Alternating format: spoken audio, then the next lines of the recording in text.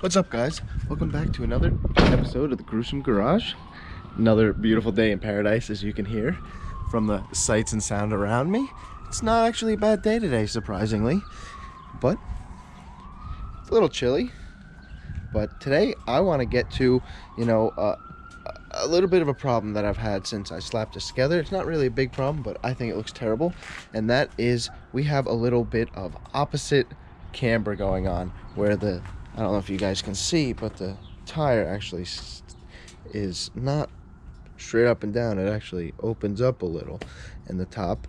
So I got some spacers or alignments for them that go into the ball joint area right here.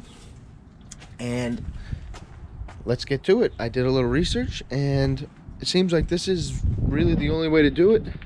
So I really want to get that done before I bring it to the alignment shop, because I really want to get this thing aligned. I really don't want to be chewing up these tires. So I haven't been chewing it up because I have just been going up and down the road from my house to the garage here. But they're expensive tires. Who wants to chew up expensive tires unless you're chewing them up on the rocks? First things first, you're gonna take off this top nut after you obviously remove the wheel from your Dana 30, Dana 44. I know a bunch of these Dana axles have this, but what this is right here is, obviously the ball joint nut, the castle nut. We're gonna take that off, and between the ball joint and the knuckle there's actually an alignment spacer in there. And from the factory, these axles usually come with about a degree and a half, I think it's positive camber. And what that does is it doesn't really matter on a smaller tire, but on a larger tire it's a lot more noticeable. And obviously you can notice it if you look at my Jeep from the front. I'll show you a picture right now. You can obviously tell that it is a lot wider than it's supposed to be, and it looks kind of funny. So let's get rid of that. Let's get on it. What you're going to need for this is this special tool right here. It is the alignment spacer tool. It is OTC 7080, and what it does is it allows you to take the alignment insert out, and if you look, it fits right in this 4-low keyway. I've heard of people jamming a screwdriver in, but I hear that's just a nightmare, and it ruins the little indentations, and then you got to bring it somewhere, or you got to somehow drill it out or something. But I highly suggest just getting a tool. It's like $15–20. Get the tool and do it, especially since this axle is a 1978 axle, and I highly doubt that those spacers have ever been out before. So we're gonna try our best to get them out even with the tool. I'm curious to see how it works. We got the castle nut off, and I don't know if you guys can see in there, but it's a little crusty. Not the worst, but we're gonna try with the old PB. I haven't tried it bare yet, but we're gonna spray a little PB in there, let it sit, and give it a little send. Hope it works. Hope I don't have any issues. Of course, to my dismay, this simple little project is just gonna turn into Jeff's little nightmare. It's not gonna be the worst, but I guess it's an opportunity to check out the ball joints and to just make sure everything's going good in my hub, since I haven't used them in a few years. So gonna take this apart, gonna pull the shaft, and gonna deal with the knuckle. Try to pop the knuckle off so I can get to that spacer. It's not gonna be fun, but let's get it done. What a blast. What an absolute blast. But it gave me time to check out my RCVs, see how they're doing. They look great. No spline wear anywhere. And gave me time to clean out just about everything. It's been sitting a little while. Why not clean it out? So this is all apart. Got this apart.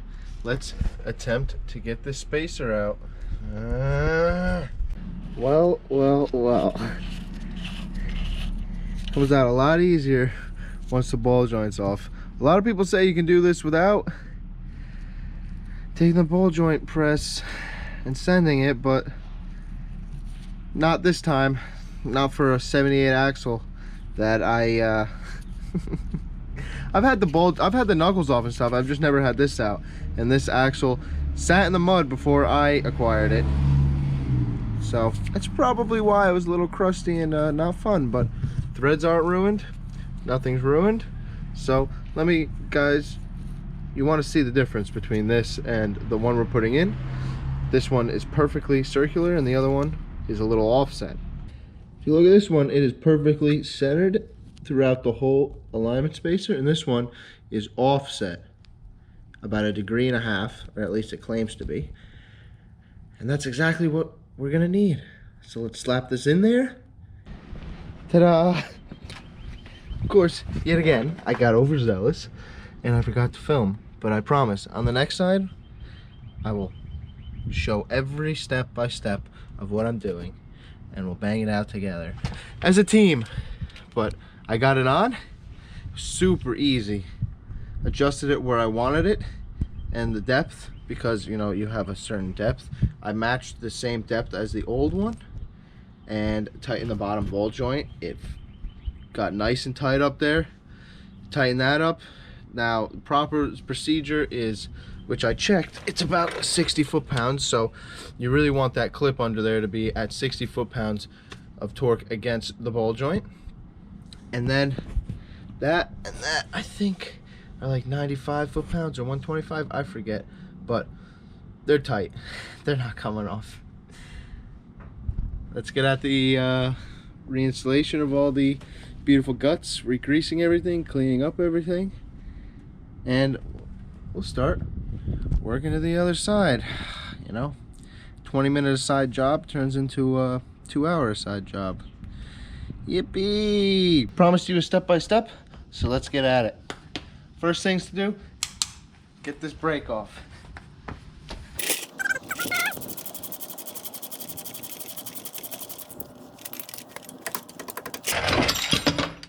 Good thing I got extra long calipers, or brake lines. Put this beauty up here for now. That was easy. Flips off to the side. Next thing you're gonna do is you're gonna take this off.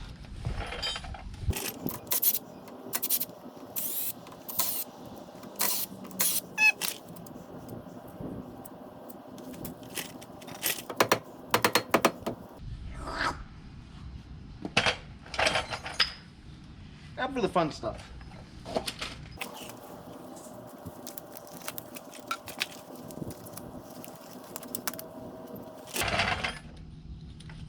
First you gotta get this ring off. Find out where the opening is for the ring, and you start at one end, you pop it up, and it should be able to work it out. There it goes. Take the ring out. Ring gone. Next ring is right on the actual shaft itself in the middle. I'm gonna pop that off too. Then for the fun stuff. My trick to getting the whole slug out, or lockout assembly, whatever you want to call it, is I grab two of these beauties right here. Comes right out. Now, for some reason, the camera has decided to shift on me. So let's fix that. And then we'll be right back at it. Okay, let's try this again. So, got everything out of this disgusto boy. And it's time to figure out the nut and everything inside. Okay, take number 20 million.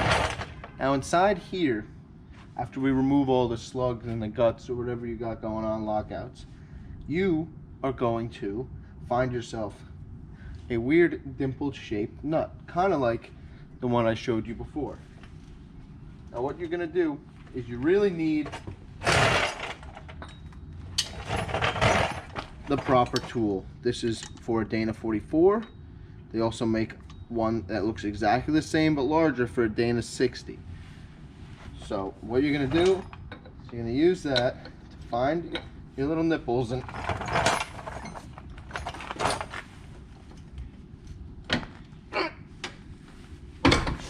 you're going to get it off.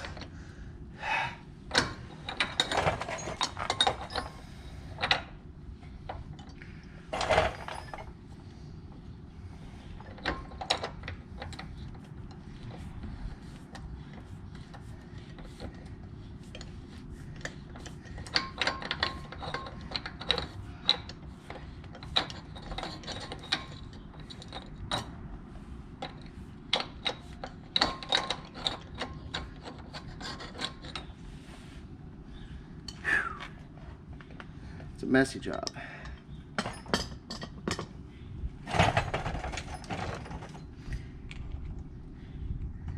First ring. Now after that ring, there's going to be a spacer back there. I highly suggest getting yourself some little tools like this. You can play with that spacer so it comes out.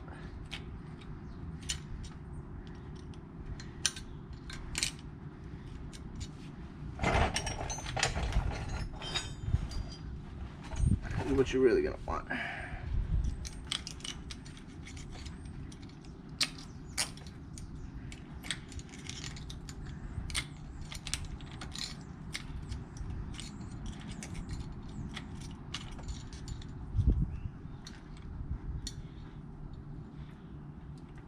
Boop.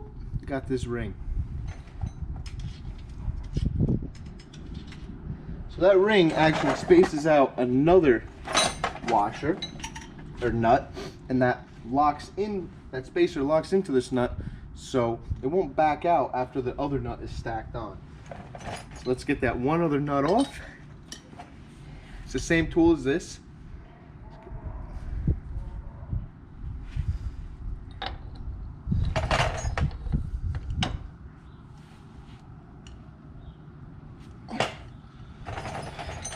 I'm going to loosen this one.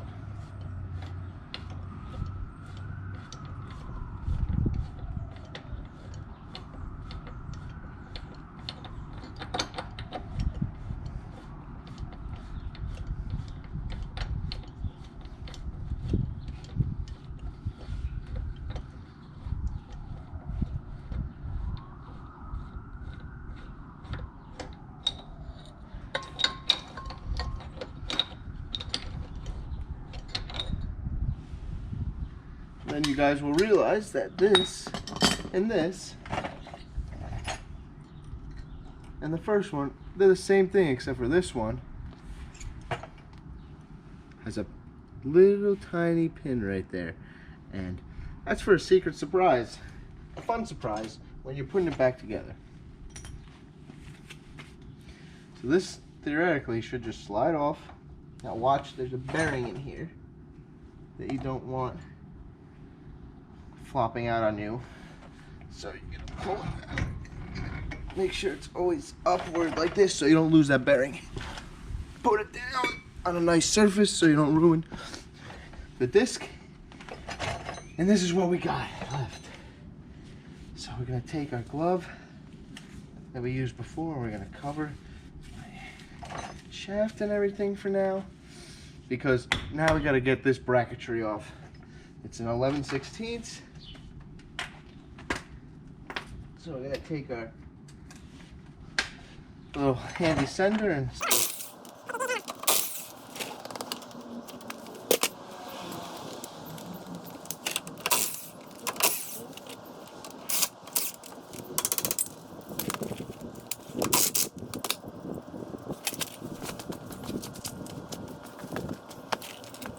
now that we have all these nuts off, this bracketry, sometimes it's loose, sometimes you gotta get a little pry and pry all this stuff. But this one seems like it did a pretty good job cleaning it.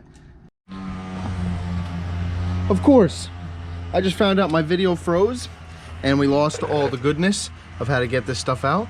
But like I explained before, it's super simple. You take this guy off, you take this guy off, you knock the knuckle out, then the insert is super easy to get at. You spin the insert out and you put the new insert in. Now with these inserts, where it's split, if you look where it's split on the old one, if it's split, it doesn't really matter on this one, but the split is the side that actually is negative. So pulling the camber in, you want that split like this on the new one. So we put the split in, worked just fine. And I don't know if you can tell by the other side, but even with it jacked up, the other side is pretty level now. So if you guys want to do this to yours, this is the part number I used. This is the 1.5 or 1.5 degree difference. They make other degrees, but the 1.5 is what I needed after measurement. Let's put this thing back together and really get a good look at it with both wheels on the ground.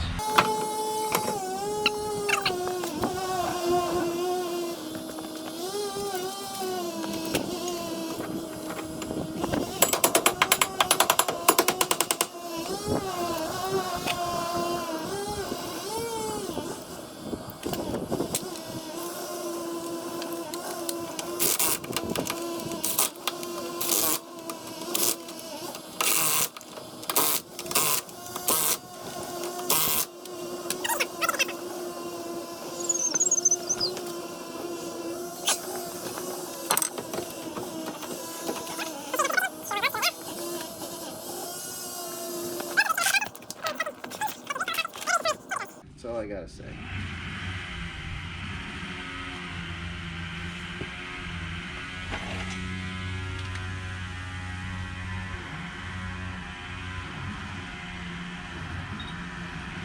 Make sure when you put it back together, you put the pin facing forward and the first bearing with the first.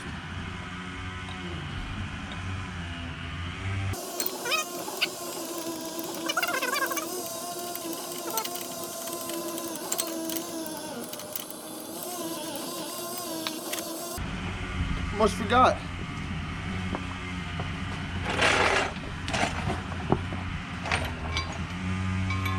Forgot to put this beauty in.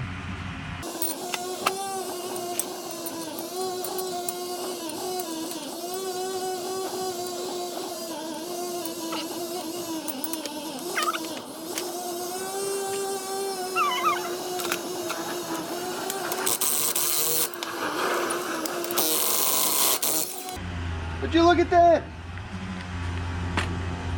I pulled it out to try and see if I could get longer ones, but nobody makes longer ones with the knurl and how everything is. So it's either I drill these out for bigger studs or I just leave them the way it is and get steel wheels. So I left them the way it is and got steel wheels. Now it's time to set the preload.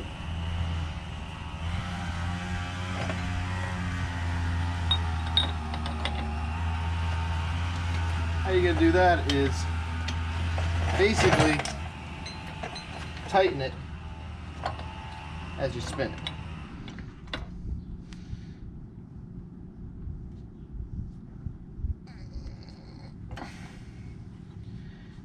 Nice and tight. Get it again.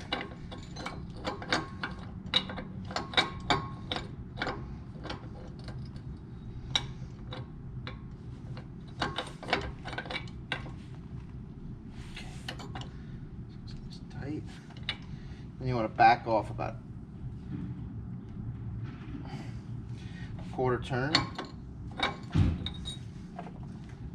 That's where you set your first one. You can torque it. There's plenty of factory torque specs, but if you do this enough, you can kind of feel for it and know exactly where it's supposed to be. So we got that. Now it's time for the fun part. The pin. hopefully we can get that pin to line right up. This only goes one way, and it needs to, if you seal those holes, it needs to line up with one of those pins, that one pin on the inside of the nut. Clean up. Well guys, after putting it back down, it is obvious that these wheels do not have any more positive camber, and it looks a lot better. Guess what else I did while I was cleaning up? No more doors. So, really simple guys, with these old school latches, you just cut the bottom part on the door side and it just comes right off. Clean it up, oil it up so it slides in and out, and call it a day. Now we just need to find ourselves a mirror and clean this thing out, because we're going for a test ride.